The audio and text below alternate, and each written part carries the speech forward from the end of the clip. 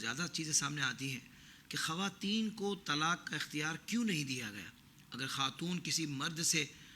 اپنی جان چھڑانا چاہے تو وہ کیوں مجبور رکھی گئی ہے؟ دیکھیں، پہلے تو اس سلسلے میں یہ سوال کہ خواتین کو یہ اختیار کیوں نہیں دیا گیا، تو اس کے مقابلے میں ایک اور کویشچن یہ ہے کہ نکاح کے سلسلے میں جتنی بھی مالی ذمہ داریاں ہیں وہ مرد پر کیوں رکھی گئی ہیں؟ مہر مرد ہی کیوں دے رہا ہے، عورت کیوں نہیں دیتی؟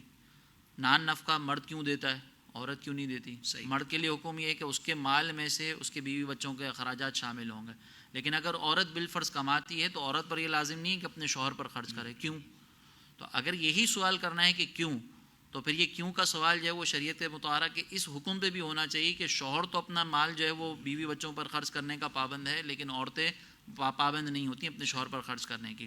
دوسری یہ جہت ہے کہ جب شوہر جو ہے، اگر عقلی اعتبار سے دیکھیں کہ شوہر جب ہر مالی معاملے کا ذمہ دار ہے، شوہر کی ساری چیزوں کی ذمہ داری ہے، تو اسی کے اگینسٹ میں پھر اس کو یہ اختیار بھی دیا جاتا ہے کہ جب وہ مہر بھی ادا کر رہا ہے، جب وہ اپنی زندگی کی جمع پونجی بھی بیوی بچوں پر خرچ کر رہا ہے، تو اس کو کم از کم یہ اختیار دینا اس کے لیے ایک جہت سے تحفظ ہے کہ اس کو طلاق کا اختیار دیا جائے. ورنہ اگر آپ سوچیں کہ مثال کے طور پر عورت کے پاس یہ طلاق کا اختیار ہوتا اور عورت جو ہے وہ نکاح کرتی 1 لاکھ روپے مہر لے لیتی اور جیسے ہی نکاح ہوتا 1 لاکھ روپے مہر وصول کرتی اور اپنے آپ کو طلاق دے دیتی، شوہر کو بھگا دیتی، تو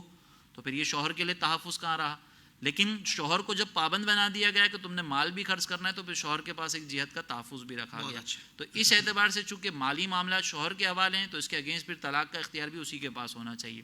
دوسری وجہ یہ ہے کہ جیسے بھی ہم نے پیچھے بھی ذکر کیا تھا کہ عورتیں بعض اوقات جذبات کے اندر فیصلہ کر جاتی ہیں، اور یہ کوئی بری بات نہیں، ان کی کیفیت یہ رکھی گئی ہے. جب وہ جذبات کے اندر فیصلہ کرتی ہیں، اگر ان کو اختیار دے دیا جاتا تو پھر ہر گھر کے اندر طلاق کا ریشو جو آج ہے نا اس سے کئی گنا زیادہ ہوتا، کیونکہ عورتیں جذبات کے اندر فیصلہ کر رہی ہوتی. تو لہٰذا گھر کے معاملات کے اندر جو ہے وہ چونکہ مرد کے اندر یہ ایک قوت رکھی گئی ہے کہ وہ فیصلہ لیتے وقت 10 چیزوں کے اوپر غور و تفکر کرتا ہے، اس کے بعد جا کر وہ کوئی فیصلہ لیتا ہے، تو لہٰذا طلاق کا معاملہ اس کے حوالے کر دیا گیا. ایک اور بات یہ ہے کہ ہمارے یہاں پر یہ بھی ایک بات غلط فہمی ہے کہ عورت کسی طریقے سے نجات حاصل کر ہی نہیں سکتی.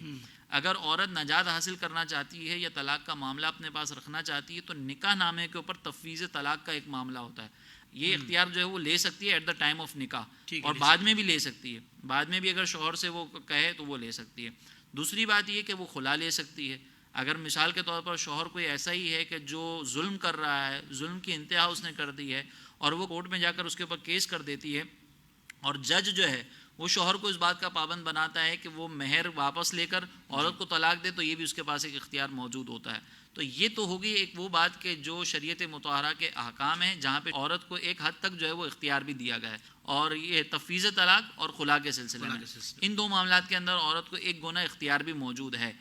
اب بات ہوتی ہے یہ کہ کیا شریعت مطہرہ یہ چاہتی ہے میاں بیوی کا جب رشتہ جڑ رہا ہو تو وہ طلاقیں بھی دیں؟ جب اگر آپ مثال کے طور پر آپ نے نکاح کرنے سے پہلے ہی یہ سوچ کے رکھا ہے کہ میرے پاس طلاق کا اختیار ہونا چاہیے، تو پھر آپ وہ گھر کیسے بسائیں گے؟ شریعت مطہرہ تو یہ چاہتی ہی نہیں ہے کہ مرد طلاق دے یا عورت طلاق دے. شریعت مطہرہ نے تو صرف ایک ان تمام حکمتوں کو پیش نظر رکھتے ہوئے شوہر کو اختیار دے دیا ہے، لیکن شوہر کو بھی یہ نہیں کہا کہ تم نے طلاق دینی ہے، شوہر کو بھی یہ کہا ہے کہ تمہیں حتی الامکان اچھا سلوک اختیار کرنا ہے. سرکار علیہ الصلوۃ والسلام نے شوہر کو ترغیبیں دی ہیں، جائز چیزوں میں سب سے زیادہ ناپسندیدہ چیز طلاق ہے. تو شریعت مطہرہ نے اگرچہ کسی ایک کو اختیار دیا ہے، لیکن شریعت نے حکم نہیں دیا کہ طلاق دینی ہے، بلکہ شریعت مطہرہ نے تو معاملات کو نبھانے کا حکم دیا ہے. تو جب آپ کی سوچ ہی معاملات کو نبھانے کی ہے تو آپ کے ذہن میں یہ سوال ہی نہیں پیدا ہونا چاہیے کہ طلاق کا اختیار میرے پاس کیوں نہیں ہے، اس کے پاس کیوں ہے. اگر آپ کا ذہن ان چیزوں کو نبھانے کا ہے تو پھر طلاق کا اختیار کس کے پاس ہے کس کے پاس نہیں، اس سے کوئی فرق نہیں پڑتا.